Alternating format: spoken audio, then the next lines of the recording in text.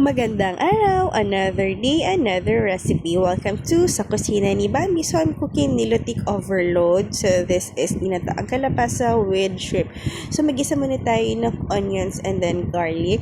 So, pag medyo luto na siya, we can add our kalabasa. So, ginisa ko siya para hindi siya masyadong parang overcook later pag pinakuluan na natin. And then I add some water para palambutin siya. And of course, kukumama. So, nagkukumama ako kasi hindi ako nakapamalengke and I don't have fresh gata. So, masarap din naman siya. So, let it simmer. Pakuluin natin hanggang medyo lumambot na yung ating kalabasa. And ako, gusto ko medyo durog yung iba. Pero not so durog na durog. So, alam ko na yan. May konting durog, tapos mayroong buo.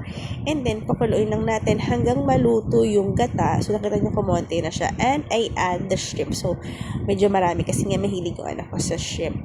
Tapos, I add onion leeks. Nag-taste ako kung okay na siya. And then, nag-adjust ako ng salt and black pepper and it's time for plating. So, dahil luto na rin yung kanin, tara, pag-plating na. So, naglagay ako ng 5 shrimp. So, halos naubos ng anak ko yan.